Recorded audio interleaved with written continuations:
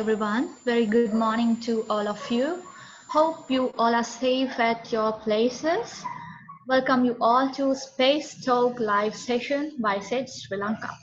We are inviting for a number of outstanding students to inspire and empower to grow by having knowledge about in space. First, we see what is SEDS. SEDS is an independent, student-based national and international organization which promotes the exploration and development of space. SEDS perceives this mission by educating people about the benefits of space, but supporting a network of interested students by providing an opportunity for members to develop their leadership skills and inspiring people through their involvement in space-related projects. I am Hasini Uttara from SEDS chapter of NSBM Green University. Today we have a special guest. Hi, welcome LD Tarika Dishani, attorney at law, astronomy lecturer, author, translator, and LIP syntax writer at Sri Lanka Rupawahini Corporation. She is first female student from Sri Lanka to participate in International Olympiad on Astronomy and Astrophysics. We try to find a different theme for today's Headspace talk than the previous sessions. Do you know, guys, rules and regulations are essential even for the space activities. Today, she's joining with SEDS Sri Lanka to talk about guidance in the Outer Space Treaty, General Assembly resolutions, national regulation, commercialization and privatization, and explaining different aspects and concepts of space law. So everyone who is tuning in, feel free to ask your questions in the chat or raise your hand, then unmute and share your ideas too at the end of the session. Over to you, ma'am. Very good morning for everyone. Today we are going to learn a bit about space law. Before I get into the main subject, I would like to talk with you about what is law. Does anyone know what is law? Can anyone answer the question? No. Hopefully. So let me explain. Well, law can be defined as a particular set of regulations imposed by a government to regulate the way their society behaves. Right? සුබෝදෑසනක් හැම දිනකටම අද අපි කතා කරන්න බලාපොරොත්තු වෙන්නේ අභ්‍යවකාශ නීතිය සම්බන්ධව. අභ්‍යවකාශ නීතිය ගැන කතා කරන්න කලින් නීතිය කියන්නේ මොකක්ද කියන එක අපි පොඩ්ඩක් කතා කරමු. නීතිය කියලා අපිට අර්ථ දක්වන්න පුළුවන් යම් රජයක් විසින් ඒ රටක සමාජයේ කොයි ආකාරයෙන්ද හැසිරෙන්න ඕනි කියලා පනවන ලද රෙගුලාසි එහෙම නැත්නම් පිළිවෙත් සමූහයක් විදිහට අර්ථ දක්වන්න පුළුවන්. So, what does law comprise with? Different customs and common laws and statutory laws like penal code and other things like so on, traffic laws and etc. Well, අපි රටක නීතිය කොයි වගේ දේවල් වලින් සමන්විත වෙලා තියෙනවද කියලා කතා කරොත් විශේෂයෙන් සිරිත් විරිත් වලින් තමයි මුලින්ම මේ නීති කියන දේ ආරම්භ වෙලා තියෙන්නේ. උදාහරණයක් වශයෙන් ගත්තොත් ජර්මානු නීති තමයි පසුකාලීන රෝමලන්දේසි නීතිය බවට පත් වෙලා තියෙන්නේ. ඒ වගේ රෝමලන්දේසි නීතිය ගත්තාම පොදු නීතියක් වශයෙන් සැලකෙන්නේ ඕගලන්ට දැනට ඒ පොදු නීතිය සහ ව්‍යවස්ථාපිත නීතිය අතර වෙනස්කම් ගැන ලොකු අදහසක් ගන්න අමාරුයි. මොකද ඔයගොල්ලෝ ගොඩක් ඉන්නේ විද්‍යාව සම්බන්ධ ශිෂ්‍යයන් නිසා. මම මේ ප්‍රසන්ටේෂන් එක නැත්තම් මේ ලෙක්චර් එක ඉදිරියට යනකොට මම ඒ දේවල් ගැන වෙනම ඔයගලන්ට පැහැදිලි කරන්න බලාපොරොත්තු වෙනවා. So let's jump into the main session. I'll share my screen. Well, what is space law? Space law can be described as the body of law applicable to and governing space-related activities. So, what are the space-related activities? Like we all know that in modern days, the satellites and International Space Station, or maybe different probes to different planets. Well, to regulate the process of in space exploration, we need some set of laws, or otherwise a different kind of dispute may occur. එතකොට අභ්‍යවකාශ නීතිය කියන්නේ මොකක්ද කියලා කියනවනම් මේ අභ්‍යවකාශය සම්බන්ධ ක්‍රියාකාරකම් නිවැරදි ආකාරයෙන් හැසිරවීම සඳහා භාවිතා කර හැකි නීති සමූහයක් විදිහට තමයි සලකන්න පුළුවන් වෙන්නේ. කොට අභ්‍යවකාශ නීතිය කියන එකට අදාළ වෙලා තියෙන්නේ මොනවද? කියන්නේ ඒක සමන්විත වෙලා තියෙන්නේ මොනවද? අපි දැන් ටිකකට කලින් කතා කරා සාමාන්‍ය නීතිය සමන්විත වෙලා තියෙන්නේ සිරිත් විරිත් එහෙම නැත්නම් පොදු නීතිය ඒ වගේම ඉස්සර නම් රජතුමාගේ අන දැන් සමහර අය හිතනවා රජතුමාගේ අන තමයි නීතිය වෙන්න ඕනේ කියලා. නමුත් අද කාලේ ව්‍යවස්ථාවන් සහ අනිකුත් නීති තියෙන ලිඛිත නීති පවතින නිසා රජතුමාගේ වචනය සහ අන කියන දේ නීතිය වශයෙන් සැලකෙන්නේ නැහැ. Space law comprises a variety of international agreements, treaties, conventions, and United Nations General Assembly international organizations. Well, actually, treaties and conventions are the same thing, but we use those terms as we please. But it's I can define it as like it also an agreement where many countries have put their signature into. එතකොට මේ treaties සහ convention එහෙම නැත්නම් මේ දෙකම අපි සිංහලෙන් සම්මුතියක් වශයෙන් තමයි සඳහන් කරන්නේ. treaties කියන එක සමහර වෙලාවට define කරනවා. ඒ කියන්නේ රටවල් කිහිපයක් එකතු වෙලා යම් කිසි එකඟතාවයකට ඇවිල්ලා තියෙන මේ බොහෝ විට කරන්නේ මේ යුනයිටඩ් එක්සත් ජාතීන්ගේ මේ සංවිධානයට අයිති රටවල් ඒ කාලීන අවශ්‍යතාවන එකතු වෙලා ඒ සම්බන්ධව නීති සම්පාදනය කිරීමට කමිටුවක් වගේ පත් කරනවා. පත් කරාම ඒ කමිටුව විසින් ඩ්‍රාෆ්ට් එකක් හදනවා. අපි හිතමු ඒ ඩ්‍රාෆ්ට් එකක් හදනවා කියන්නේ මේ නීති රෙගුලාසි ඇතුළත් වෙන්න පුළුවන් කියලා යම් ලියවිල්ලක් හදනවා. ඒ ලියවිල්ල පසුව එකඟ වුණාට පස්සේ ඒට වගකිව යුතු පිරිස් සභාපතිවරයා සහ අනිකුත් පිරිස් ඒ සඳහා අනිකුත් රටවල් තමන් කැමති නම් පමණක් තමන්ගේ අත්සන යෙදීම තමයි සිද්ධ කරන්නේ. මම හිතනවා පැහැදිලි කියලා ඒ සම්බන්ධව. Now, United Nations General Assembly. What is United Nations General Assembly? Actually, it is very similar to your school's General Assembly, where we all get together and listen to the principals and other people's speeches.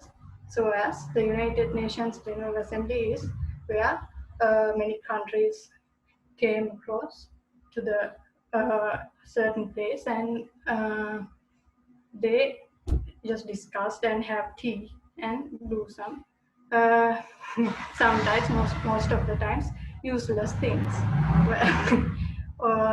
International organizations are the people who interested in certain subject, like in this case space law.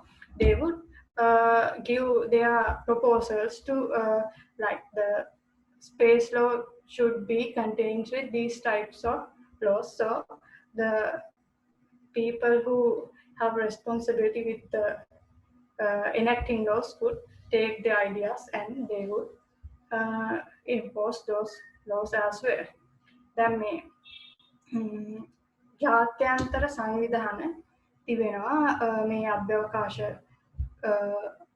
විද්‍යාව සහ සමහර වෙලාවට අපි ගොඩක් වෙලාවට දකින්න ලැබෙන සත්ත්ව සහ පරිසර සංවිධාන වගේ කට්ටියක් තියෙනවා.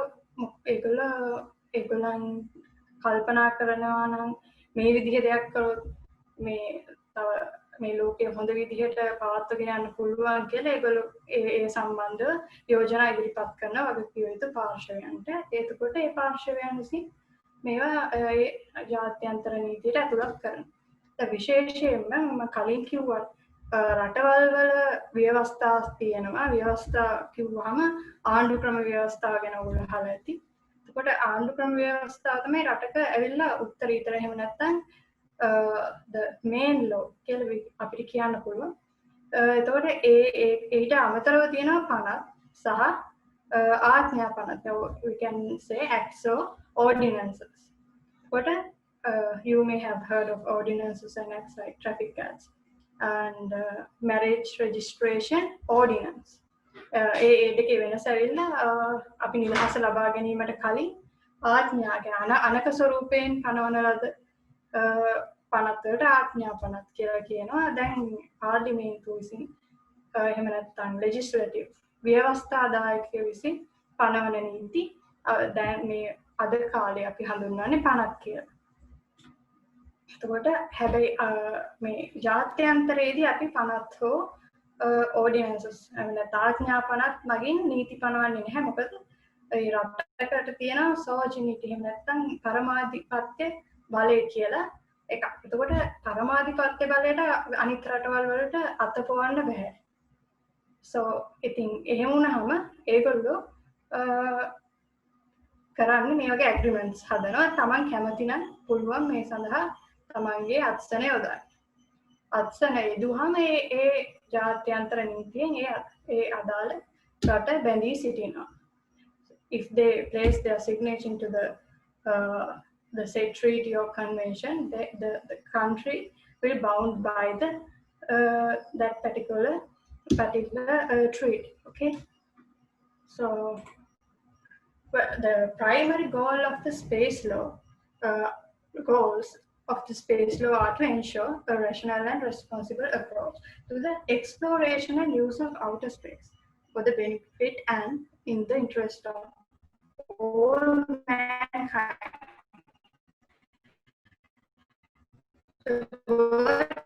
All mankind is important here because what is all mankind? Not just a set of scientists or some people who are interested in astronomy or other science-based subjects. Then, අපි ගත්තාම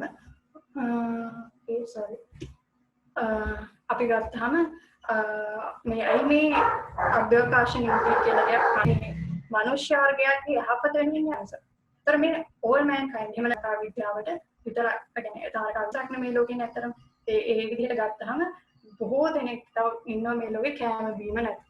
ඒ අඳින්න පළඳින්න විදිහක් නැතුව. ඉතින් ඒ වගේ දැන් මේ මුල් අවධියේදී සහ මේ මෑතක් වෙනතුරුම රටවල් විසින් මේ අභ්‍යවකාශ ගවේෂණය සඳහා මුදල් වෙන් කරේ. එතකොට ඒ රටේ අනිකුත් මිනිස්සුන්ගේ සුබ සාධනයට වෙන් කරන්න ඕනේ සල්ලි සහ ඒ සම්පත් තමයි මේ අභ්‍යවකාශ ගවේෂණය ආදී දේවල් වලට යොදාගන්නේ. එතකොට චෝදනාවක් නැගෙන්න පුළුවන් මේ රටේ බොහෝ දෙනෙක්ට සුබසිත සලසන්න තියෙන සම්පත් භාවිතා කරලා මේ අභ්‍යවකාශ ගවේෂණයේ යෙදෙනවා කියලා. නමුත් ඒ චෝදනාවන් වලට අපිට ඍජුවම විරුද්ධ වෙන්න බැරි වුණත් ඒ සිදුවන අසාධාරණකම අවම අන්දමට තමයි මේ අභ්‍යවකාශ ගවේෂණ කටයුතු පවත්වාගෙන යාමට අවශ්‍ය වන්නේ. Let's see what's the variety of matters where the space law will address. The preservation of the space and Earth's environment, and this is very important. Preservation of the space and Earth's environment.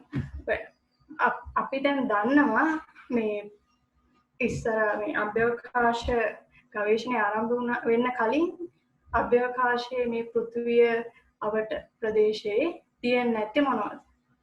හඳ සහ තවත් ඒ උල්කා ග්‍රහක කැබලි සහ ඒ වගේ අපිට ගණන් කරන්න පුළුවන් ප්‍රමාණය වගේ ඉතා සුළු දෙයක් මේ පවතින්නේ නැති බොහෝ විට හිස් අවකාශය වැඩි. නමුත් දැන් අභ්‍යවකාශය බොහොම දූෂණයට ලක් වෙලා තියෙනවා මේ මිනිස් ක්‍රියාකාරකමුත් එක්ක විවිධ කොටස්. මොකද මේ අභ්‍යවකාශයාන වල කොටස් අපි දන්නවානේ ඒක පොළොවට එකපාරටම එන්නේ නැහැ. බොහෝ කාලයක් ගත වෙනවා ඒ සඳහා. ඒවා පෘථිවිය වටේ පරිභ්‍රමණය වෙමින් පවතිනවා. So I hope you all know that the space junk has been a severe problem. So I saw that scientists have taken steps to make some other probes to collect those space junk as well. So that is important to even care about the outer space environment as well. එතකොට දැන් විශේෂයෙන්ම මේ අභ්‍යවකාශ යාන කක්ෂගත කිරීමේදී rocket සහ වෙනත් ඒ භාවිතා කරන සමහර කිරණශීලී ද්‍රව්‍ය වෙන්න පුළුවන්. මේ දේවල් නිසා පරිසරයට විශාල හානියක් සිද්ධ වෙනවා. නමුත් අපිට යම් කෙනෙක්ට තර්ක කරන්න පුළුවන් මේ එදිනෙදා තදබදේ වාහන තදබදේ සහ වෙනත් කර්මාන්ත ශාලාවලින් නැගෙන දුම්වල ප්‍රමාණය මීට වඩා වැඩි වෙන්න පුළුවන් කියලා. නමුත් මේ කිහිප දෙනෙකුගේ සමහර විට රටවල් අතර තරංගය මත මේ කෙරෙන කටයුතු සහ ආසාව එක් පැත්තක්. නමුත් තව විශාල වාසි තියෙන බව ඇත්ත. නමුත් මේ දේවල් නිසා සිදුවන හානි අවම කර ගැනීම ඉතාම වැදගත්. මොකද මේ මනුෂ්‍ය වර්ගය කියලා ගත්තහම අපි සුළු පිරිසක් නොවන නිසා. We should care about all mankind with the even with the intention to develop the astronomy or other science-based subjects. Okay. Liability for damages caused by space objects. This is very important since there is also a treaty called Liability Convention. You will learn in a while.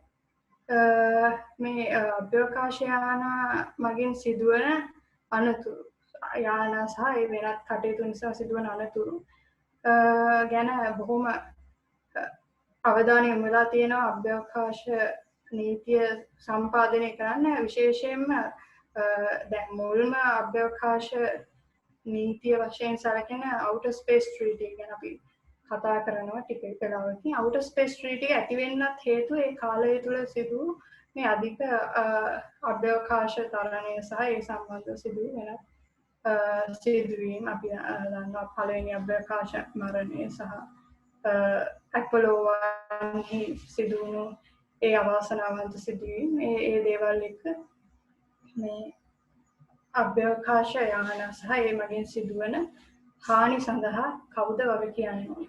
වගකීම පවරන්නේ කොයි ආකාරයෙන්ද කියන එක ඉතාමත් වැදගත් කොට සැලකෙනවා සහ අභ්‍යවකාශ නීතියෙන් ඒ සඳහා පිළිතුරු ලබා දීමට කටයුතු කරනවා. International cooperation. Now you all know that even in the International Space Station and projects like Cassini, several countries have got together to go ahead with that certain project. So to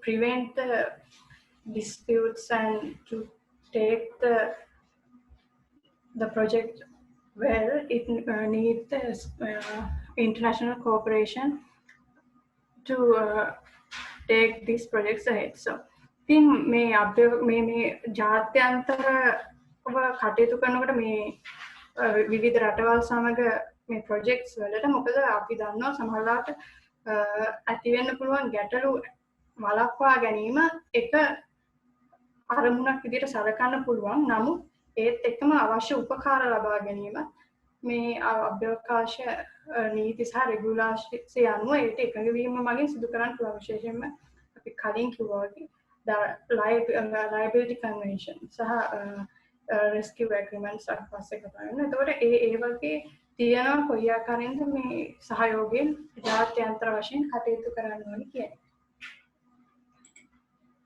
Now you see the international space station operations and managements by different countries. So to keep the peace among the countries, I believe that space law is doing some great job. So dispute ඇමරිකාව අතර පැවතුණා සීතල යුද්ධයකට Cold War කියලා අපි හඳුන්වනවා. ඒ අභ්‍යවකාශය මුලින්ම ජය ගැනීම සඳහා තමයි එවැනි තරංගයක් ඇති වුණේ සහ උන්ගේ වෙනත් දේශපාලනික කරුණු නිසා. ඉතින් මේ කරුණු වැළැක්වීමෙන් මේ වගේ ඉදිරියටත් ඇතිවිය හැකි disputes එමෙත ආරවුල් බේරුම් කරණය කිරීම සඳහා මේ ජාත්‍යන්තර නීතිය පැනවීමට අදහස් කරා ඒ විශේෂයෙන්ම එක්සත් ජාතීන්ගේ සංවිධානය සහ ඒ ආශ්‍රිත වෙනත් බලවත් රට. To prevent the danger in outer space, actually we cannot prevent the danger in like the radiation damage. These damages might cause, but we only have to reduce those stuff by doing certain things as the answer. So as the remedy for it. මේ අභ්‍යවකාශ යානා සහ අභ්‍යවකාශ ගාමීන්ට ඇතිවිය හැකි මේ බාහිර අවකාශයේ මේ පෘථිවියෙන් පිට ප්‍රදේශයේ මොකද මිනිසුන්ට වාසය කිරීමට ඇතිවෙච්ච ප්‍රදේශයක් නොවන නිසා ඒ ප්‍රදේශයේ සැරිසැරීම සහ කටයුතු කිරීම නිසා ඇති වෙන්න පුළුවන් විවිධ ආබාධ. අපි දන්නවා දැන් මේ ස්පේස් ජංක් නැවත පෘථිවිය වෙත ගෙනීමේ ප්‍රොජෙක්ට් එක උනත් ඒකේ විශාල අනතුරක් ඇතිවීමේ හැකියාව තියෙනවා. මොකද අපි දන්නේ නැහැ අභ්‍යවකාශ ගතුනහම සමහරට වෛරස් සහ වැනි දේවල් මේ අභ්‍යවකාශ යාන සමග ඒ පරිසරය තුළ කොයි ආකාරයකට පරිණාමයකට පත් වෙලාද කියලා. එතකොට නැවත රැගෙනීමේදී ඒ යම් කිසි අනතුරක් සහ ඒ භයානක තත්ත්වයක් තියෙන වගේම මේ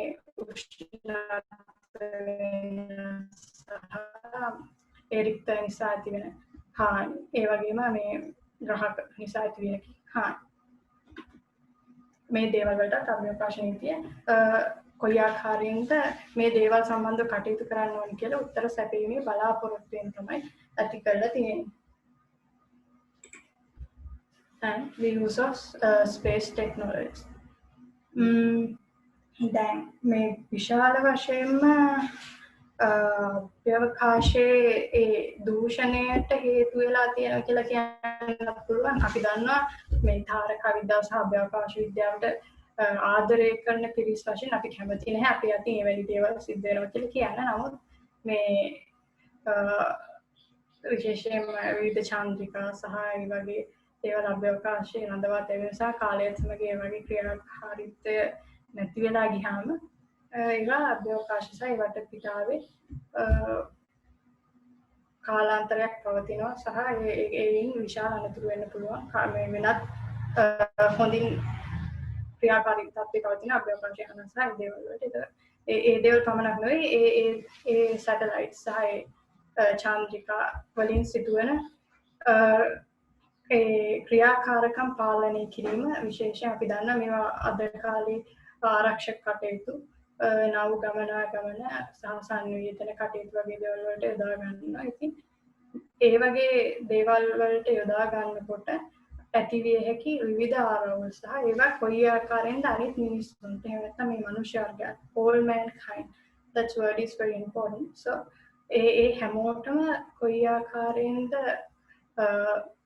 බාධාවක් නොවන ආකාරයෙන් මේ අභ්‍යවකාශයට සම්බන්ධ තාක්ෂණික දේවල් භාවිතා කරන්න කියන එක මේ අභ්‍යවකාශ විද්‍යාවෙන් රෙගියුලේට් කරලා තියෙන. එහෙම නැත්නම් යම් පාලනයකට නතු කරලා තියෙනවා කොයි ආකාරයෙන්ද මේ ක්‍රියාවලිය කරගෙන යන්න ඕනේ කියන කාරණා. Okay, now in 1967 Treaty on Principles Governing the Activities of State in the Exploration and Use of Outer Space including the moon and other celestial bodies. මේ treaty එක එහෙම නැත්නම් මේක අපි හඳුන්වනවා සරලව outer space treaty කියලා. මොකද මේ දීර්ඝ නාමය හැම තැනම භාවිතා කිරීමේ අපහසුතාවය නිසා මේ outer space treaty එක 1967 තමයි පනවලා තියෙන්නේ. එතකොට ඒ 1967 කියන්නේ කොයි වගේ කාලයක්ද? ඒ කියන්නේ මොන වගේ අභ්‍යවකාශ කටයුතුද ඒ කාලේ සිද්ධ වුනේ කියලා නැවත ඔයගොල්ලෝ කල්පනා කරලා බැලුවොත් එහෙම අපිට පේනවා විශාල වශයෙන් පළවෙනි ගගනගාමී අභ්‍යවකාශගත වීම සහ සඳ මත පා තැබීම යන ඒ කරුණු අතර කාලය තමයි මේ 1967 කියන්නේ. මේ කාලේ ඇති වෙච්ච ඒ තරංගය සහ උණුසුම් තත්ත්වය මත තමයි මේ තරංගකාරීව අභ්‍යවකාශගත වීම සහ ඒ වෙනත් දේවල් පාලනය කිරීමට අවශ්‍යතාවයක් පැන නැගෙන නිසා තමයි මේ outer space treaty එක මේ ඇති කරේ එක්සත් ජාතීන්ගේ සංවිධානය සහ ඒ විවිධ රටවල් එකතු වෙලා. Now you see the main projects at that time like Gemini and Vostok Apollo project. So these kind of projects was caused to develop the space law.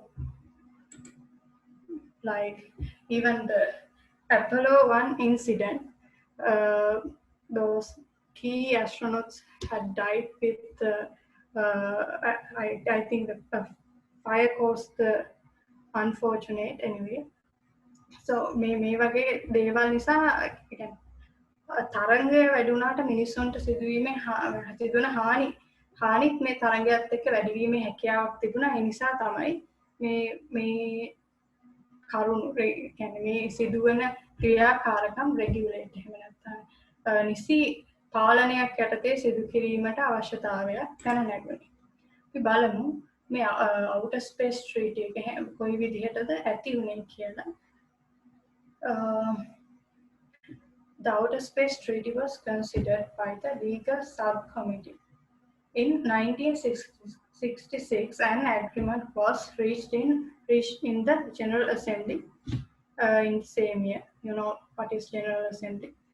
The treaty was largely based on declaration of legal principles governing the activities of state in the exploration and use of outer space, which had been adopted by the General Assembly in its resolution 1962 and 1963, but added few new provisions. The treaty was opened for signature by three depository governments: the Russian Federation, the United Kingdom, and the United States of America in January 1967, and entered into force in October 1967. Well, then May outer space treaty outer space treaty ඇති කරේ කියන්නේ General Assembly එකකදී ගත්ත තීරණ සහ තීන්දුව වලට තවත් වැඩිපුර රෙගුලාසි සහ ප්‍රතිපාදන එකතු කරලා තමයි මේ ඒ කාලේ එක්සත් රාජධානියට United Kingdom වැඩි වශයෙන් අනිකුත් රටවල් දෙකට සාපේක්ෂව මේ අපේවකාශ සටනට එකතු වෙලා හිටියේ නැති වුණා. ඒ ඔවුන්ගේ බලය සම්බන්ධ සහ ඒ අනිකුත් දේශපාලන කරුණු මත මේ වගේ මේ ට්‍රීටි එක පනවන්නේ මේ outer space ට්‍රීටි එක තමයි පළවෙනි සහ දැනටත් ප්‍රධාන වශයෙන් ප්‍රධාන ලෙස සැලකෙන ට්‍රීටි එක. එහෙම නැත්නම් සම්මුතිය. එතකොට මේ සම්මුතියේ කොයි ආකාරයේ කරුණුද ඉදිරිපත් කරලා තියෙන්නේ කියලා අපි බලමු. The exploration and use of outer space shall be carried out for the benefit and the interest of all countries and shall be province of all mankind. Now we can see the word all mankind here too.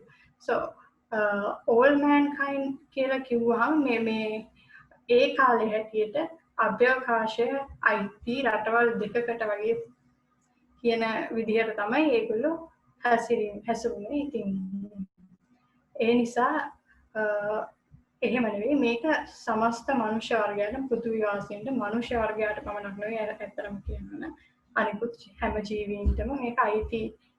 නමුත් මෙතනදී මනුෂ්‍ය වර්ගයෙන් විතරයි සඳහනක් වෙලා තියෙන්නේ. එතකොට මේ අභ්‍යවකාශ මේ ගවේෂණ කටයුතු සහ ඒ දේවල් ඊටාම පරිස්සමින් අපි එකට කියනවා තිරසාර විදිහට සස්ටේනබල් කියලා අපි ඒ වචනේ අහලා ඇති. තිරසාර විදිහට තමයි මේ සියලු දේ භාවිතා කරන්න ඕනේ. විශේෂයෙන්ම මොකද මේ අවුරුදු කිහිපයක ඉන්න අවුරුදු කිහිපයක් තුළ රටවල් කිහිපයක් විසින් මේ සම්පත් පරිභෝජනය කළා අවසන් කරත් අපි අර කිව්වා ස්පේස් ජන්ක් වලින් මේ අභ්‍යවකාශයේ පුරවලා දැමුත් අනෙකුත් රටවල් වලට ඒ ස්පේස් කියන එකේ નિયમિત අත්දැකීම ලබා ගැනීමට හැකියාව ලැබෙන්නේ නැහැ. ඒගොල්ලෝ ඒ කියන තාක්ෂණය අත්පත් කරගත්ත දවසට. ඒ නිසා මේක හැම දෙනාටම අයිති විදිහට පාලනයක් ඇතුව භාවිතා කරන්න ඕනේ. කොයි ආකාරයෙන්ද කියන එක සම්බන්ධව මේ outer space treaty එකේදී කතා කරලා තියෙනවා. As I mentioned before in Sinhala, outer space shall be free for exploration and use by all states. කියන්නේ හැමෝටම මේක පාවිච්චි කරන්න නිදහසක් තියෙනවා.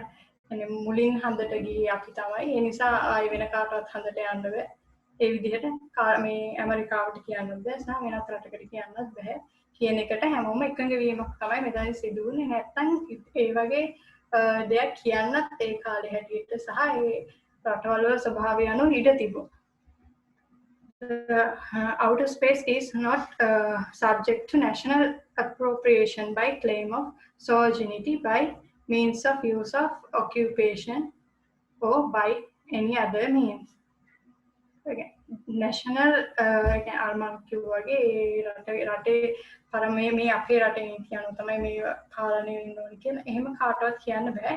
සහ the most important thing is the state shall not place nuclear weapons or other weapons of mass destruction in orbit or on celestial bodies or station them in outer space in any other manner.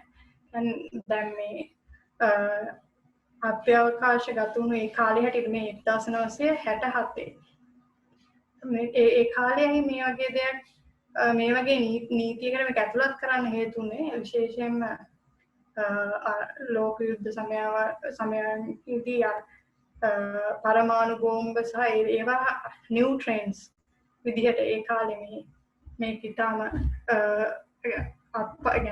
උන් කිහිප දෙනෙක් විතරක් අත්පත් කරගත්තේ නාස්තික ශක්තිය සහ ඒ පිළිබඳ දැනුම වගේ පෘථිවිය සමස්ත ලෝකයේම උන්ගේ බලයට නතු කර ගැනීම ඒ අවදානමක් තිබුණු නිසා තමයි ඒ කාලේ මේ විදිහට විශේෂයෙන්ම අනිකුත් එක්සත් රාජධානී වගේ රටවල් කල්පනා කරන්නේ නැති මේ රුසියාව සහ ඇමරිකාව මේ ආකාරයට කටයුතු කරොත් එහෙම අපිටත් යම් දවසක උන්ගේ මේ පරමාණු සහ ඒ බලයට නතු වෙලා ඉන්න සිදුවේ කියන එක සම්බන්ධ ඒගොල්ලෝ සහ එක්සත් රාජධානී සහ තවත් බලවත් රටවල් කල්පනා කරලා වෙන්න ඕනේ මේ වගේ නීතියක් ඒ කාලෙදීම ඇතුළත් කරලා තියෙන්නේ.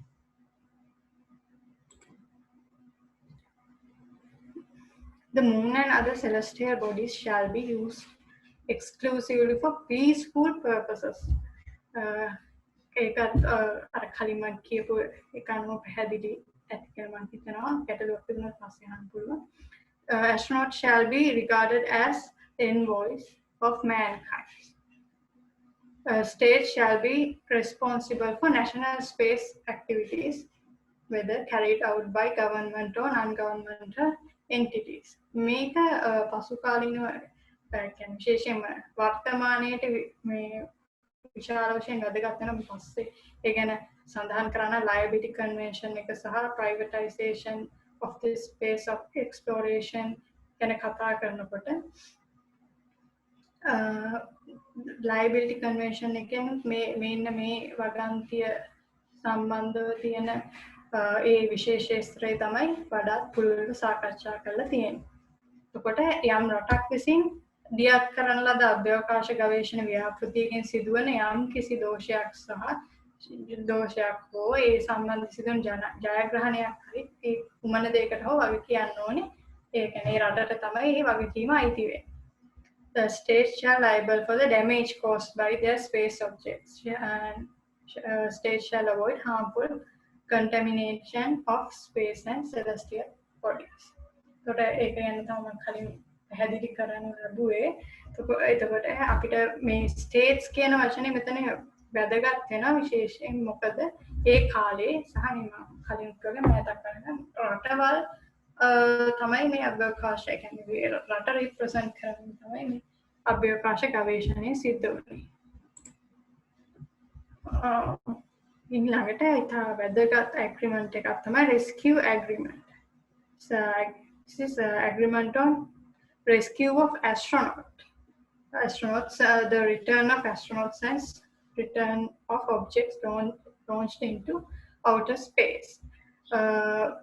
අද මම කතා කරා මේ අභ්‍යවකාශයේදී සිදුවිය හැකි අනතුරු සහ භයානක තත්ත්ව රේඩියේෂන්ස්. එතකොට ඒ වැකියුම් එක නිසා ඇති වෙන්න පුළුවන් සහ ඒ ටෙම්පරේචර් ඩිෆරන්ස් එක නිසා ඇති වෙන්න පුළුවන් විවිධ ඒ වගේම යානේ වෙනත් යාන්ත්‍රික දෝෂ හෝ උල්කා සමහර ස්පේස් ජන්ක් නිසා ඇති වෙන්න පුළුවන් යම් අනතුරු මේ වගේ දේවල් ඇති වුණොත් එහෙම ඒ අනතුරු වළක්වා ගැනීමට සහ ඒ සම්බන්ධව කටයුතු කරන්න රටවල් වශයෙන් එකඟ වීම තමයි මේ ඇග්‍රීමන්ට් එකේදී කරේ. විශේෂයෙන්ම අභ්‍යවකාශයේදී පමණක් නෙවෙයි අතරමාර්ගදී අපිටම ෂටල් එකක් නැවත පෘථිවියට එන අවස්ථාවකදී වෙන්න පුළුවන්. ඒ වගේ ඇතිවිය හැකි අනතුරු සම්බන්ධව මේ අනතුරු වලින් මේ ඇස්ට්‍රොනොට්ස්ලා කොයි ආකාරයෙන්ද ගලව ගන්න ඕනේ කියන එක සම්බන්ධව එකඟ වෙච්ච ට්‍රීටි එකක් තමයි මේ rescue agreement කියලා කියන්නේ. එතකොට මේකේ ආටිකල් 2 එහෙම නැත්නම් දෙවෙනි ව්‍යවස්ථාව. අපි ආටිකල් කියලා තියෙනවා නම් යම්කිසි ව්‍යවස්ථාව කියලා හඳුන්වනවා ආටිකල් කියන වචනේ. නැත්නම් අපි වගන්තිය කියලා තමයි හඳුන්වන්නේ.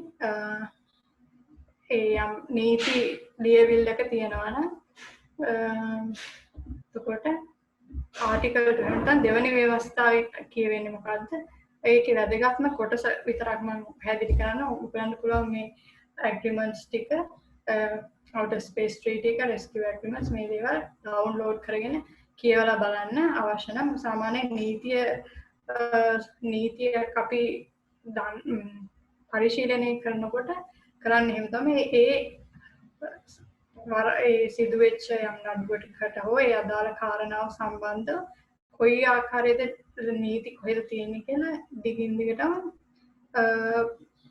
අධ්‍යයනය කරන්නේ ඒ ගැටලු උද්ගත වුණාම සහ ඒවේ සිද්ධිමය කරුණු අනුව ඉතින් ඔයගලන්ට පුළුවන් මේවා ඩවුන්ලෝඩ් කරගෙන පරිශීලනය කරලා බලන්න. If owing to accident, distress, emergency or unintended landing, the personnel of spacecraft land in territory under the jurisdiction of contracting parties shall immediately take all possible steps to rescue them and render them all necessary assistance.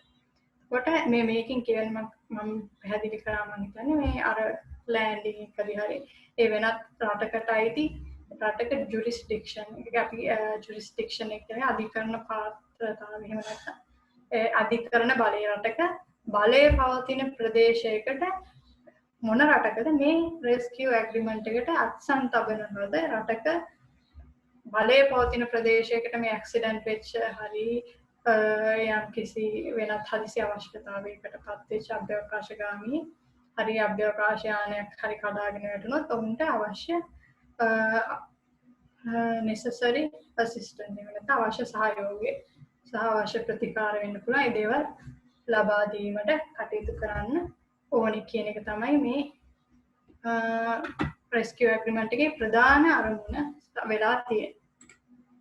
ඊළඟට අපි දැන් කලින් මම පැහැදිලි කරන්න කියපු liability convention එක convention on international liability for damages caused by space objects.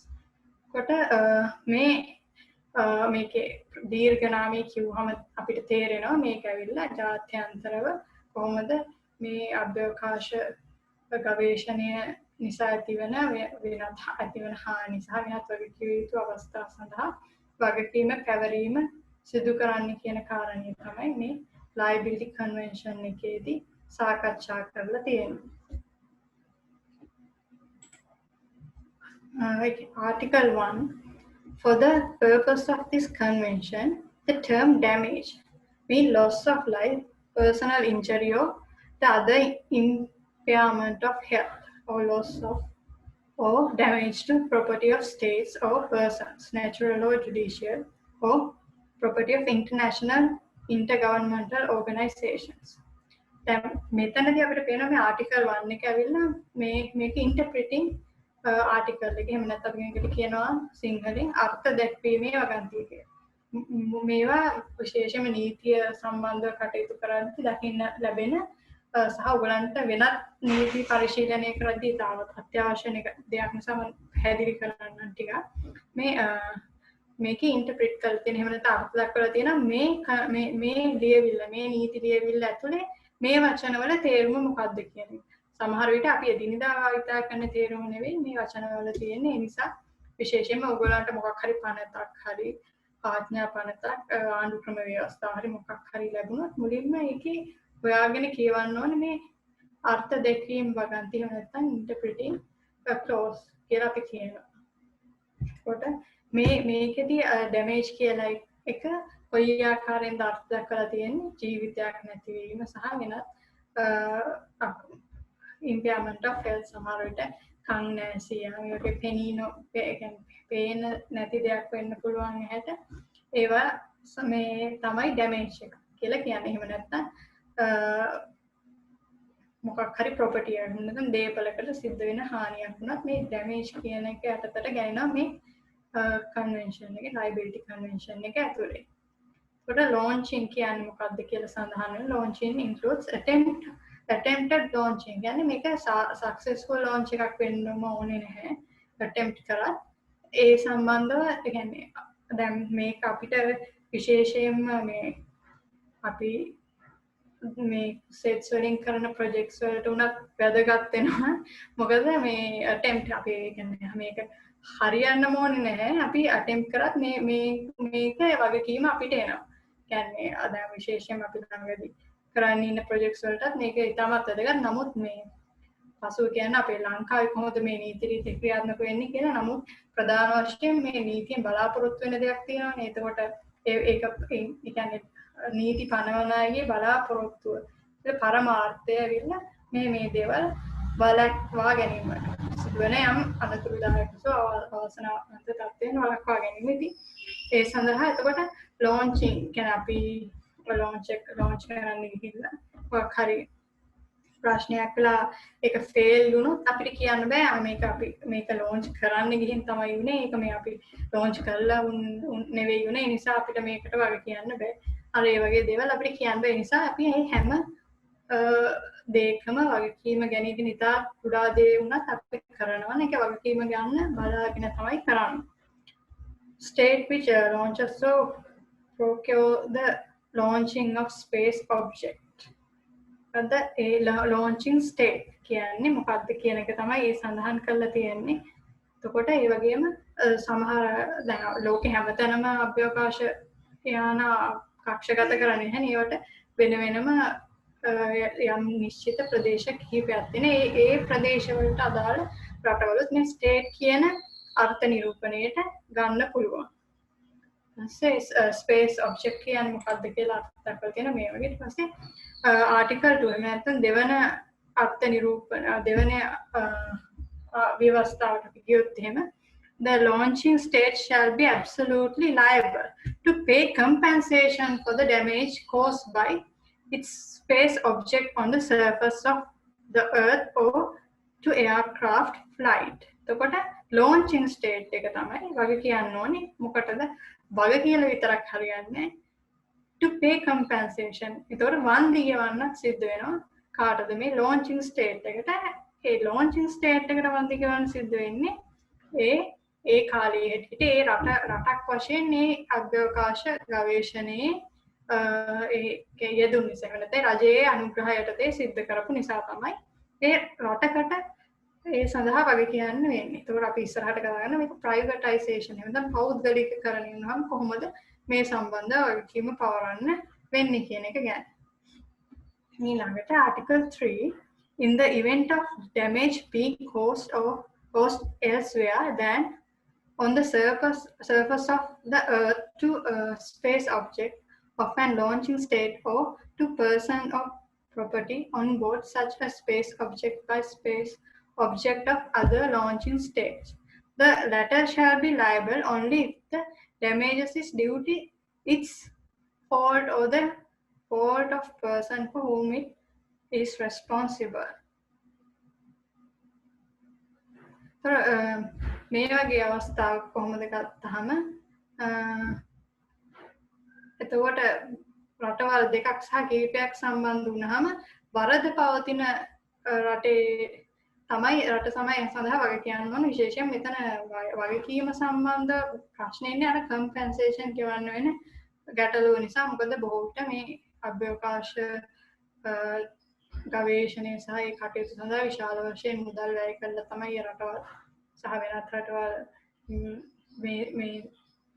මේ සඳහා යෙදিলা ඉන්නේ. එතකොට ඒ සිදුවන සුළු අතපසුවීමකින් පවා සිද්ධ වෙන ඒ ලොකු හානියට විශාල වශයෙන් වන්දි ගෙවන්න සිද්ධ වෙනවා. ඒ වන්දි ගෙවන්න සිද්ධ වෙන්නේ අර කියන රටේ ඉන්න අනිකුත් මහා ජනතාවගේ කන්න දෙන්න හරි උන්ගේ සුබ සාධනය සඳහා වෙන් කරන්න තියෙන මුදල් වලින්. ඉතින් ඒ නිසා මේක ඉතාමත් වැදගත් liability එක කියන එක. මොකද මේක ඇවිල්ලා නිකන් අපි කියන්නේ දැලි පිහින් කිරි කනවා වගේ කියලා අන්න ඒ වගේ වැඩ. ඊළඟ කන්වෙන්ෂන් එහෙනම් සම්මුතිය තමයි Convention on Registration of Objects Launched into Outer Space. කොට මේක ජෙනරල් ඇසෙම්බලි එකකින් තමයි අඩොප්ට් කරගෙන තියෙන්නේ. එහෙම නැත්නම් අපි කලින් කිව්වා outer space treaty එක ගැන අපි කතා කරා.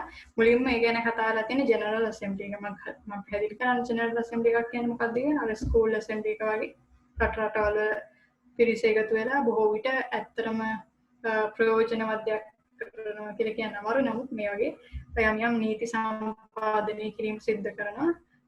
නීති සහ වෙනත් සම්මුති මම වැදගත් කරුණු කිහිපයක් තියෙනවා. මම අපේ ලංකාවේ නීතියත් එක්ක සම්බන්ධ කරලා කතා කරනවා. ළඟට මේ registration ordinance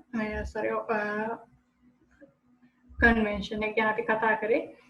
When a space object is launched into Earth's orbit or beyond, the launching state shall register the space object by means of an entry in appropriate registry which it shall maintain. ඒ කියන්නේ මේ රට විසින් අභ්‍යවකාශ කටයුතු කරනවා නම් සහ ඒ අභ්‍යවකාශය කක්ෂගත කරනවා නම් මේ රෙජිස්ට්‍රි එකක් එහෙම නැත්නම් මේ ලේඛනයක් තියාගන්න ඕනේ මේවා ලියාපදිංචි කිරීම සඳහා. ඒකට මේ මෙතන ලියාපදිංචි කරලා එහෙම ඒ ස්ටේට් එකේ ලියාපදිංචි කරලා විතරක් හරියන්නේ නැහැ. යුනයිටඩ් ස්ටේට් එකේ එක්සත් ජාතීන්ගේ සංවිධානයේ සෙක්‍රටරි ජෙනරල්ට එවීමේ අවශ්‍යතාවයක් තියෙනවා. උනුත් ඒක වෙනම රෙජිස්ටර් කරනවා. ඒකට රටවල් දෙකක් සහ කීපයක් එකතු වෙලා මේ වගේ කක්ෂගත කිරීමක් කරනවා නම් ওই රටද මේක රෙජිස්ටර් කරන්න කියන එක තීරණය කරන්න ඕනේ.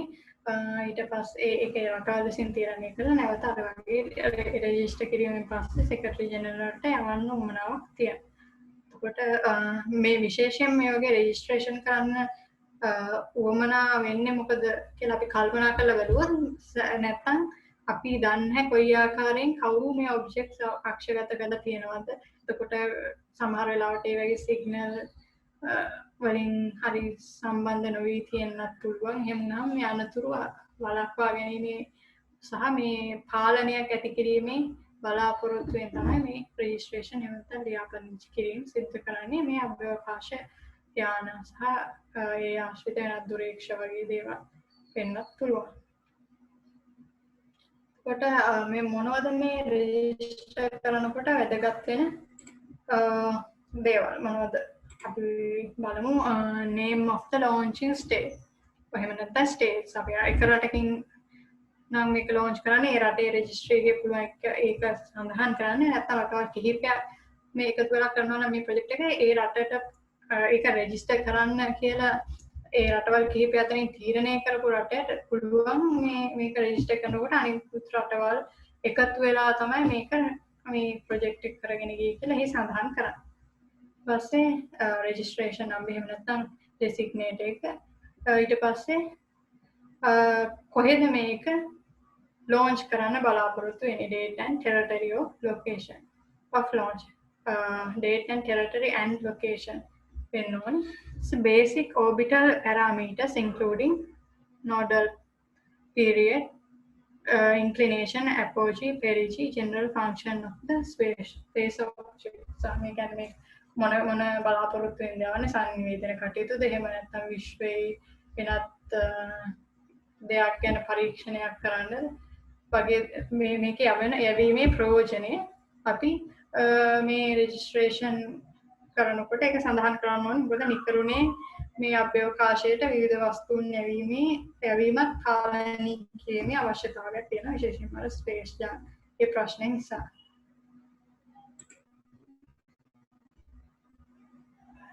එතකොට දැන් each state of registry may from time to time provide the Secretary General of the United Nations with additional information concerning space object carried in its registry. එතකොට කාලෙන් කාලෙට මේ අභ්‍යවකාශ යානය සහ ඒ සම්බන්ධ අප්ඩේට්ස් නැත්නම් වෙනස්කම් සිදු වුණොත් ඒ සම්බන්ධවත් මේ දැනුවත් කිරීම කරන්න ඕනේ ඒ රෙජිස්ටරි එක අප්ඩේට් කරන්න ඕනේ යාවත් කාලීන කරන්න ඕනේ. ඒක පැහැදිලි ළඟට බොහොම මෑතකදී කියන්නේ 1970 ගණන් වල 79 ඇති කරගෙන ආපද කිවිසම තමයි Moon Agreement governing the activities of state on the moon and other celestial bodies. All activities on moon, including its exploration and use, shall be carried out in accordance with international law, in particular taking into account the Declaration on Principle of International Law concerning friendly relations and cooperation among states, in accordance with the Charter of United Nations. එතකොට මේන් කියවෙන්නේ දැන් මේ හඳට නැත්නම් චන්ද්‍රයාට අදාළව සිදු කරන සියලුම කටයුතු මේ ජාත්‍යන්තරව පිළිගත් නීති රෙගුලාසි වලට අනුව සිද්ධ කරන්න ඕනි කියන එක. විශේෂයෙන් ජාත්‍යන්තර නීති කියන්නේ මෙහෙදි ස්පේස් ලෝ එකම තමයි. එතකොට දැන් අපේ මිනිස්සුන්ගේ ආසාවක් තියෙනවනේ මේ ඔක්කොම අපිට ඕන විදිහට කරන්න කියලා. කියන්නේ හඳේ වුණත් අපිට ඕනේ නීති තමයි සම්පාදනය කරන්න. ඉතින් බැරි වෙලාවත් හඳේ පිටසක් වල ජීවි එහෙම හිටියොත් මම හිතන්නේ ඒගොල්ලෝ මේ මූන් ඇග්‍රීමන්ට් එකට වගේ එකඟ වෙයි කියලා. නමුත් ඒගොල්ලෝ ඒකට සිග්නේචර් එක දාලා නැති හින්දා මම ඒගොල්ලෝ ඒකට බැඳිලා නැහැ. ඉන්න ප්‍රශ්නයක් වෙනෙකුත් නැහැ. කොහොම හරි ඒක තමයි ඔයාලගෙදිම ඇති කරගත්ත සම්මුතියතර අපි දැන් බලමු national regulation. තර ලංකාවේ කොහොමද මේ අභ්‍යවකාශ නීතිය ක්‍රියාත්මක වෙන්නේ කියලා. අපේ ලංකාව මේ treaties දෙකකට විතරයි අත්සන් තබලා තියෙන්නේ. එකක් outer space treaty එක. මොකද්ද පළවෙනියටම ඇති කරන ලැබුණු සම්මුතිය. ඒ කියන්නේ ඒක 1969ම ඒකට 67ම සමවෙන්නේ ඒකට සයින් කරලා තියෙනවා. ඊට පස්සේ liability convention. ඒතර අපි liable වෙනත් يعني අපි අභ්‍යවකාශ යානයකින් මොකකින් හරි කාට හරි හානියක් සිදු වුණොත් ඒ දෙයකට අපි liable වෙනවා. ඒ නිසා අපි අභ්‍යවකාශගත කරනවා නම් විශේෂයෙන් දැන් අපි කවුරු හරි මේ කරන්න ඕනේ ලංකාවේ මේ සම්බන්ධ වෙන්නේ. ඒ නිසා ඔයගොල්ලෝ මේ සම්බන්ධ මේ රටට වගකීම් පැවරෙනවා කියන කාරණය ගැන ඔළුවේ තියාගෙන වැඩ කරන එක වැදගත්. එතකොට ඒත් එක්කම ලංකාවේ නීතියේ පොඩි වෙනසක් තියෙනවා. ලෝකේ සමහර රටවල් තියෙනවා ඔය ඉන්ටර්නැෂනල් කන්වෙන්ෂන් එකට අත්සන් ලැබුවාම ඒගොල්ලෝ කෙලින්ම ඒ රෙගුලාස් වලින් බැඳෙනවා. හැබැයි ලංකාවේ මේ වගේ ට්‍රීටි එකට හරි ඉන්ටර්නැෂනල් ඇග්‍රීමන්ට් එකකට හරි එකතු වෙලා අත්සන් ලැබුවම ඒක පාර්ලිමේන්තුව විසින් නැවත රටේ නීතියක් විදිහට පනවන්න ඕනේ. එහෙම නැත්නම් රටේ අභ්‍යන්තරයට ඒ සම්බන්ධ බලපෑමක් නැහැ. ආජාත්‍යන්තර වශයෙන් එකඟ නැහැ. ඒතකොට මේ දේවල් සම්බන්ධයෙන් තාම එවැනි පනතක් එහෙම ඇති කරලා නැහැ. ඒ නිසා මේ සම්බන්ධව තියෙන ජාත්‍යන්තරව අත්සන් කිරීමෙන් ලැබුණු ඒ වගකීම විතරයි. නමුත් ජාත්‍යන්තර වන මේ කටයුතු කරන නිසා ජාත්‍යන්තරව යම් වගකීමක් ගන්න අපේ ලංකාවේට සිද්ධ වෙනවා. ඊළඟට අපි විශේෂ වැදගත් මාතෘකාවක් ගැන කතා කරන්න යන්නේ තමයි කමර්ෂලයිසේෂන්. එහෙම නැත්නම් වාණිජකරණය කියන එක. අපි මුලින් කතා කරා අභ්‍යවකාශ ගවේෂණය සිද්ධ කරේ ඒ රටවල් මුල් වෙලා. එහෙම නැත්නම් රටවල් වල රජයන් ගවර්න්මන්ට් එක මුල් වෙලා තමයි. එතකොට දැන් යම් බිස්නස්මන්ස් එහෙම නැත්නම් ව්‍යාපාරික පාර්ශවයේ බොහොම මිල මුදල් තියෙන අය සහ එහෙම නැත්නම් ඒ විවිධ පාර්ශවවල ආධාර ඇතුව මේ වාණිජකරණය නැත්නම් කමර්ෂලයිසේෂන් සඳහා අවධානය යොමු වෙලා තියෙනවා. දැන් මේ රූපරාමුවෙන් පේන්නේ අභ්‍යවකාශ හෝටලයක් සම්බන්ධ තියෙන සැලසුම. එතකොට අර ෂටල් තාක්ෂණය දිනු වෙච්ච නිසා නිතරම අභ්‍යවකාශ ගමන් එකම යානින් යෑමේ හැකියාවක් දැන් ඇති වෙලා තියෙනවා. ඒ දේවල්ත් එක්ක මේ වාණිජකරණය ඇති වෙලා තියෙන. එතකොට අර අපි කතා කරපු outer space treaty, එතකොට liability conventions ඒ දේවල් වලින් ඇති ඍජුවම රටක ස්ටේට් එකට එහෙම නැත්නම් රජයට ඇඟිල්ල දික් කරලා තියෙන ඒ වගකීම් පවරලා තියෙන නිසා රජයන් දැන් කල්පනා කරන මේ පෞද්ගලික එහෙම නැත්නම් ව්‍යාපාරික පාර්ශවයන් විසින් මේක අභ්‍යවකාශ කටයුතු කරද්දී ඇතිවෙන යම් කිසි හානි සඳහා අපිට වගේ කියන්න පුළුවන් ද රටක් වශයෙන් කියන එක. එතකොට මේ වාණිජකරණය සිදු වෙනකොට සහ පෞද්ගලිකකරණය සිදු වෙනකොට කොහොමද මේ අභ්‍යවකාශ නීතිය දැන් ප්‍රමාණවත් නොවන බව තමයි නීතිවේදීන් සහ මේ අභ්‍යවකාශ ගවේෂණයේ නිරත වෙලා ඉන්න රටවල් වල ඒ බලධාරීන්ට පැහැදිලිලා තියෙනවා. ඒ අනුව දැනට අවධානය යොමු වෙලා තියෙනවා මේ අභ්‍යවකාශ නීතිය තවදුරටත් දියුණු කරන්න. මොකද මේ ප්‍රයිවටයිසේෂන් එහෙම නැත්නම් පෞද්ගලිකකරණය ඉදිරියට සිද්ධ වෙනකොට අනිවාර්යයෙන්ම මේ රටවල් විදිහට අත්සන් කරපු ට්‍රීටිස් එහෙම නැත්නම් සම්මුති වල පවතින රෙගුලාසි ප්‍රමාණවත් නොවන බව තමයි පේන්නේ. විශේෂයෙන්ම දැන් අපි කලින් කතා කරා රෙස්කියු ඇග්‍රීමන්ට් එක ගැන. එහෙම කොට ඒකට ඇමරිකාව සහ සෝවියට් දේශය වගේ රටවල් වලින් සමහරක් අත්සන් කරලා නැහැ. ඉතින් එහෙම වුණාම මේ ගොඩක් ගැටලු සහගතයි. මොකද ඒ රටවල් තමයි ප්‍රධාන වශයෙන්ම අභ්‍යවකාශ ගවේෂණයේ යෙදෙන්නේ. ඔය සම්මුති ගැන යමක් කියනවා නම් අපි දන්නවා ලංකාව ටිකක් දුප්පත් රටක් විදිහට සැලකනවා ජාත්‍යන්තරේ ගත්තහම. එතකොට මේ විවිධ සම්මුති සහ ඒ දේවල් අපිට බලෙන් අත්සන් කරවීමේ පොඩි ප්‍රවණතාවයක් තියෙනවා. ඒක අර පෙනෙන කියන්නේ ඒකට අපි කියනවා නීතියේ සංසුන් බලපෑමක් කියන එක. සංසුන් බලපෑමක් කියන්නේ ඍජුව බලපෑම් කරන්නේ නමුත් වෙනත් එන අපි ණය මුදලක් දෙනවා.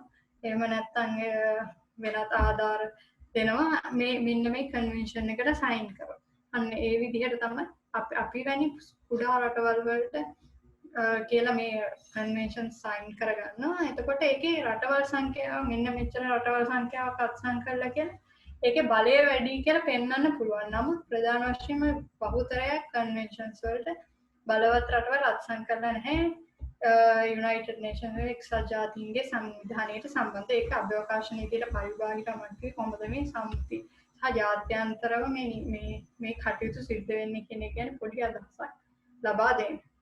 එතකොට දැනට මේ අභ්‍යවකාශ නීතිය සම්බන්ධව මේ සුළු කාලය ඇතුළත ඔයගලන් මේ හැම ටොපික් එකක්ම දවසක් දවසක දවස් පැය ගානක ලෙක්චර්ස් වලින් ඔයගලන්ට වෙනම උගන්වන්න පුළුවන් සබ්ජෙක්ට්ස්. එතකොට ඒ දේවල් සම්බන්ධව සුළු දැනුමක් තමයි අද ලබා දුන්නේ. ඉතින් එතකොට වෙනත් ඔයගලන්ට දැනගන්න දේවල් තියෙනවා නම් මාත් එක්ක පසු කාලීනව සම්බන්ධ වෙලා දැනගන්න පුළුවන්. දැනට අපි මේ සුළු කාලය තුළ මම ඔයගලන්ට මේ අභ්‍යවකාශ නීතිය සම්බන්ධව දැනුවත් කරන්න බලාපොරොත්තු වෙන්නේ මෙතුමනයි. මොන හරි ප්‍රශ්න තියෙනවා නම් අහන්න පුළුවන්. You can ask if there is any doubt on this subject. Dear audience, this is your time to ask your questions or share your ideas now. There was a question from audience. In Sri Lankan context, there are any acts or case laws which govern space-related activities? I think in your lecture, it's mentioned. Yeah, I mentioned that. Until now, there is no such laws or case laws regarding space laws. Okay. Then the next question is, අපි සාමාන්‍යයෙන් mission එකකට ෆොරෙන් country එකක් join වෙනකොට ඒ country එක countries දෙක අතර ඇග්‍රීමන්ට්ස් තියෙනවා නම් මොනවද ඒවට තියෙන නීති සාමාන්‍යයෙන්? මෙහෙමයි සාමාන්‍ය ජාත්‍යන්තර නීතියත් එක්ක ගත්තාම ඇග්‍රීමන්ට්ස් වලට කැමැති කියන්නේ රටවල් දෙක එකඟ වෙන තාක් දුරට කැමැති කොන්දේසි ඇතුළත් කරගන්න පුළුවන්. නමුත් ඒකට ජාත්‍යන්තර නීති කියන්නේ ලයින් එකක් තියෙනවා. ඒ ගයිඩ්ලයින්ස් වලටත් යටත් වෙනවා.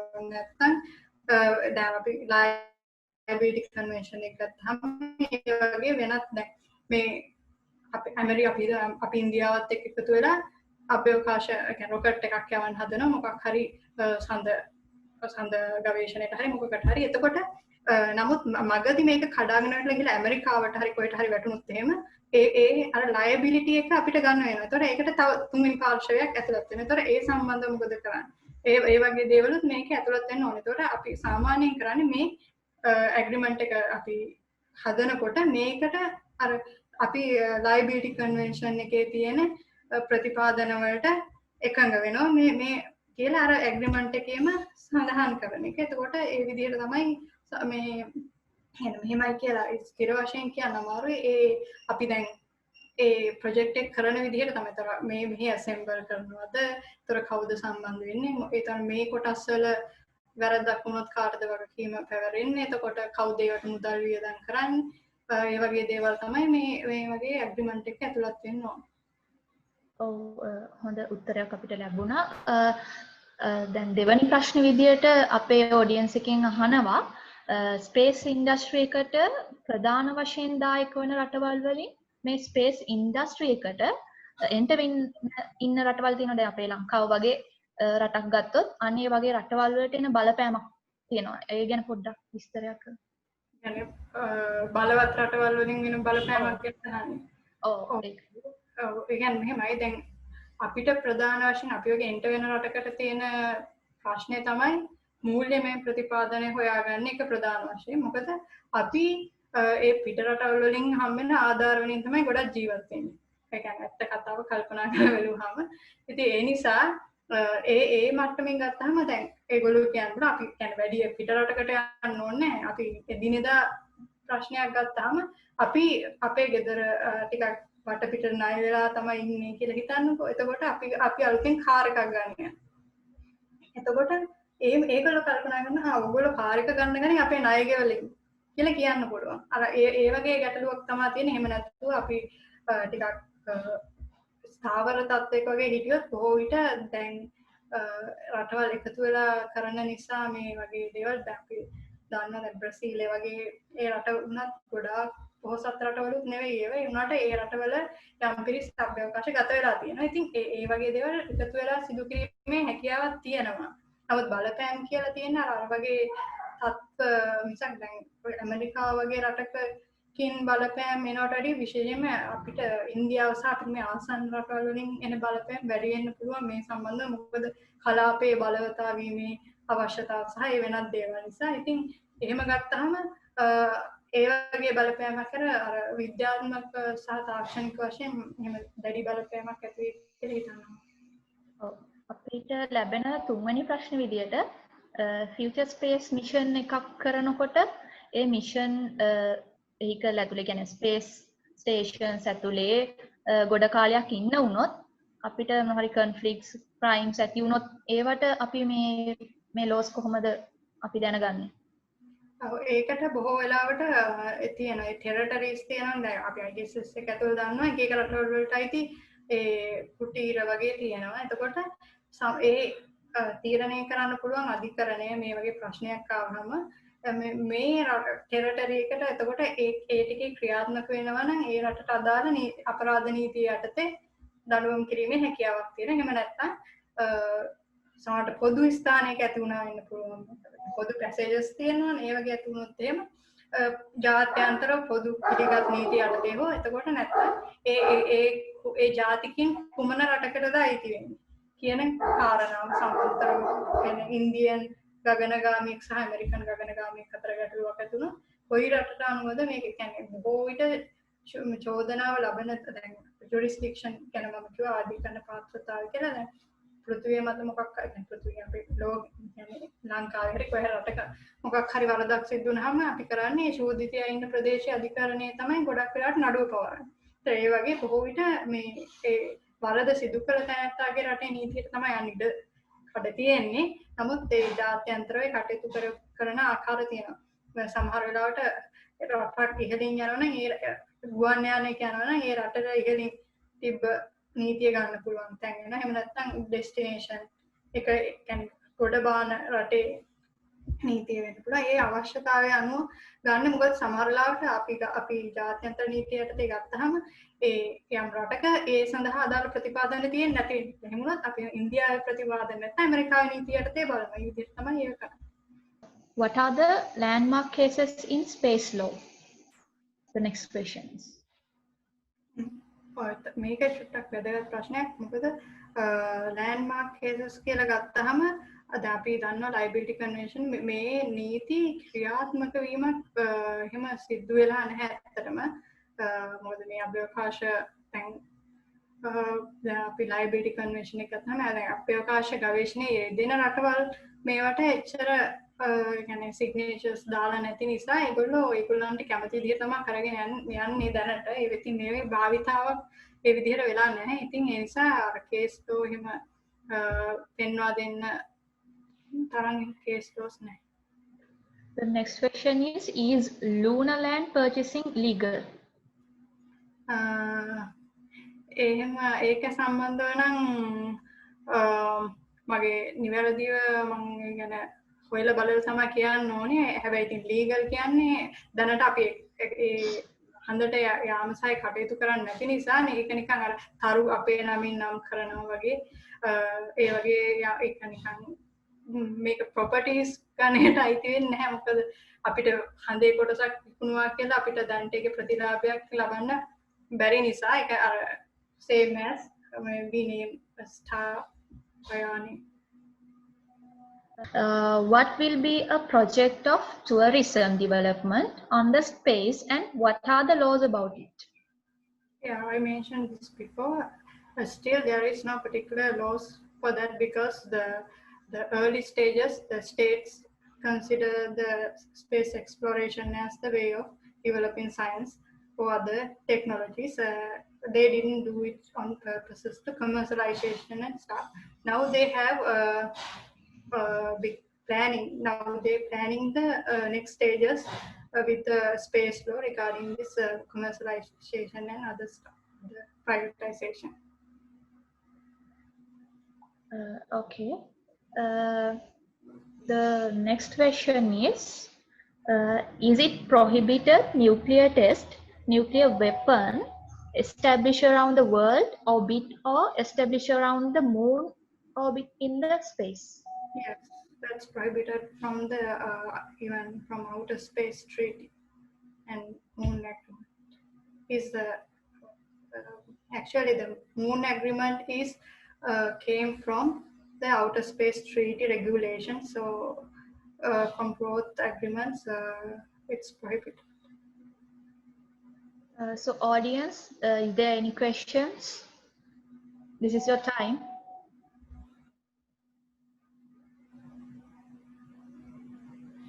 The next question is, ma'am, is it legal to do any kind of launching in Sri Lanka? It's legal as long as it's done according to the procedure.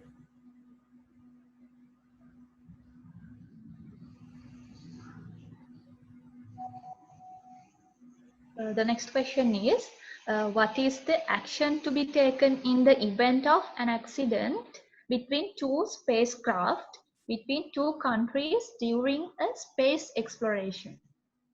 Yes, the Liability Convention gives answer for that question.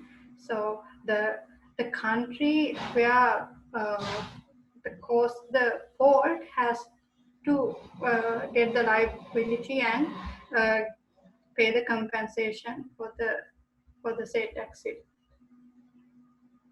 Get that point. And the next question is there a possibility of building a space center or a research center in Sri Lanka?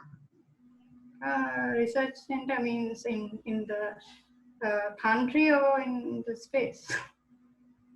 I think in the country. Well, it's possible if they give us a certain amount of money and facilities. We can do that. Actually, why we staying with this is because they don't give us the needable things actually. යම් හේකින් වෙනත් රාජ්‍යයක් වෙනුවෙන් තවත් රාජ්‍යයක් අභ්‍යවකාශ කටයුතු සම්බන්ධයෙන් login state සහ ව්‍යාපෘති පිළිබඳ ක්‍රියාත්මක වෙනවා නම් ඒ අවස්ථාවේදී කුමක් හෝ අභ්‍යවකාශ උපකරණ වලින් හානියක් සිදු වුණොත් වගකීම පැවරෙන්නේ කුමන රාජ්‍යයකටද කියලා. එයා උදාහරණයකුත් කියලා තියෙනවා ශ්‍රී ලංකාව චීනයට බාර දෙනවා තමන්ගේ චන්ද්‍රිකාව කක්ෂගත කරලා දෙන්න කියලා. මේ අවස්ථාවේදී සියලුම ව්‍යාපෘති සිදු කරන්නේ චීනය විසින්. ඒ වගේ අවස්ථාවක ඇතිවෙන අනතුරක් හරි පරිසර දූෂණයක් හරි සම්බන්ධයෙන් ලංකාවට මොන වගේ විදිහටද වගකීම් පැවරෙන්නේ?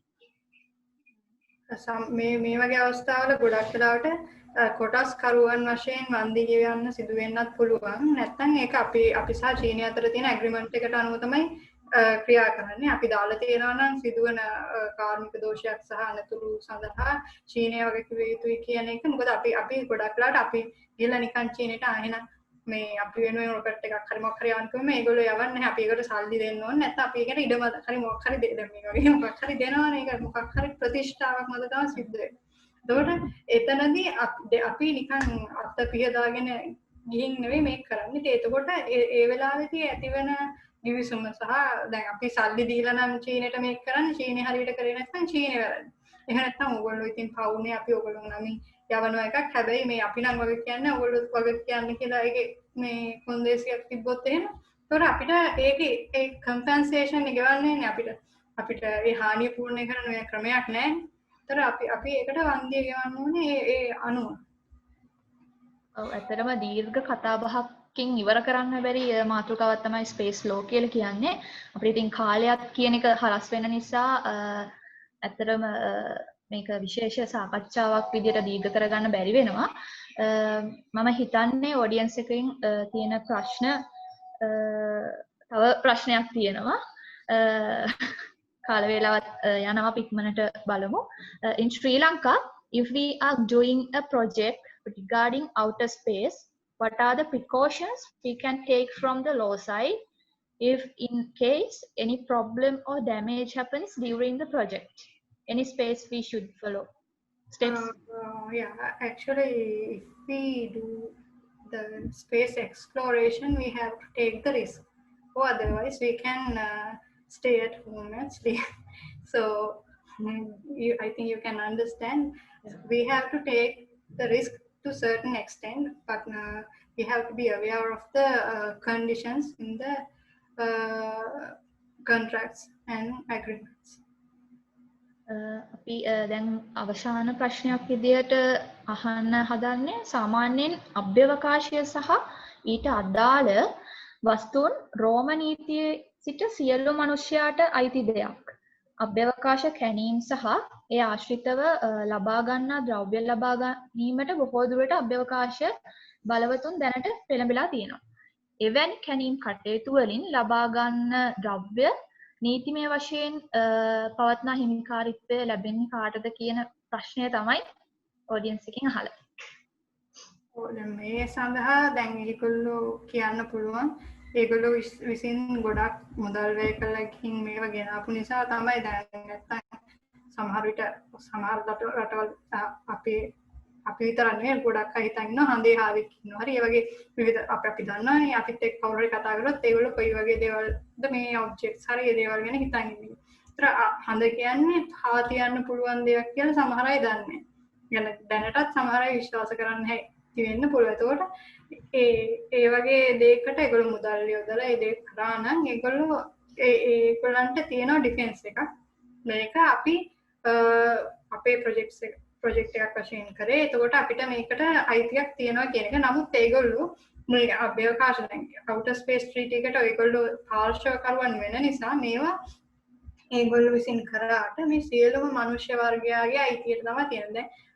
ඒක මනුෂ්‍ය වර්ගයාගේ අයිතියට තිබ්බට ඒක දැන් අපිට හැම රටටම ටික දෙනවා හරි ඒ වගේ දෙයක් කරන්න තියෙන හැකියාව අඩුයිනේ. දැන් මේ ලෝකේ තියෙනවා පුදු මහත කියලා එකක්. ඒවා ලෝකේ හැමෝටම අයිති. ඒ කියන්නේ අපිටත් අයිති. ඒනට ඒක තියෙන්නේ වෙන රටක කියලා. ඒ කියන්නේ ඒක අපිට අයිති කියලා අපිට ගෙදර ගේන්න බෑනේ.